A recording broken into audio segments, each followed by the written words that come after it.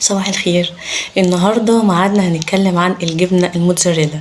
الجبنه الموتزاريلا اللي تقريبا دلوقتي لا يكاد تخلو منها اي سفره، كلنا بنحبها جدا. الجبنه الموتزاريلا بتتصنع من لبن طبيعي 100% كامل الدسم.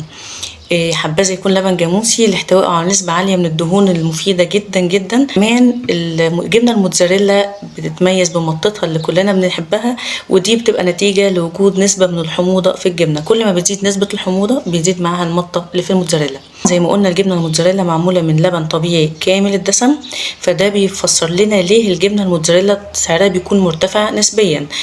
هنا هيجيب بالنا سؤال، طب بالنسبة للجبن الموتزاريلا اللي بنشوفها في المحلات والأسواق وبيكون سعرها منخفض، دي بتيجي منين؟ مؤخرا بعض الشركات بدأت تلجأ لتصنيع الجبنة الموتزاريلا من لبن خالي الدسم بكميات أقل، وتضيف ليه مجموعة من الزيوت النباتية. ولكن طبعا زي ما احنا عارفين ان الزيوت النباتية لها أضرار كتير واتكلمنا عنها في فيديوهات قبل كده. المنتج ده ما بيسماش بجبنة موتزاريلا طبيعي، ولكن بنلاقي مكتوب على الكيس أنالوج موتزاريلا.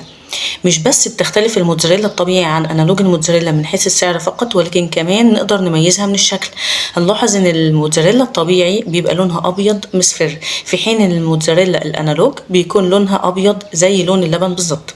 الفترات الأخيرة بدأنا نسمع كتير عن عروض من الجبن الموتزاريلا اللي معاها مجموعة من الجبن المبشورة بأسعار رخيصة جدا وغير منطقية مقارنة بأسعار الجبن دي القطعة. هنا بنواجه مشكلة كبيرة جدا، إن في بعض الأماكن المجهولة بتقوم بتصنيع الجبنة الموتزاريلا مش بس من الزيوت النباتية، لا كمان بتضيف ليها مجموعة من الدهون الضارة الكيميائية اللي غير مصرح بيها أصلا من الجهات المسؤولة. نحب إن احنا نحذر جدا من النوعيات دي من العروض، وما نشتريش أي منتجات من شركات غير معروفة. بالنسبة لتخزين الجبنة الموتزاريلا، فكلنا عارفين ان الجبنة الموتزاريلا بتتخزن في الفريزر، ولكن في خطأ كلنا تقريبا بنقع فيه، اننا بنطلع كيس الموتزاريلا كامل من الفريزر ليفك، وبعد كده بناخد منه الكمية اللي احنا محتاجينها ونرجع نحطه تاني في الفريزر. الصح ان احنا بنشتري كيس الموتزاريلا نحطه على رف التلاجة يفك شوية، بعد كده بنقسمها لأكياس صغيرة بكميات حسب احتياجنا اليومي، وبعد كده لما بنعينها في الفريزر ولما بنحتاجها بنجيب على قد الكمية اللي احنا محتاجينها فقط، مش من غير ما نفك الجبنة كلها.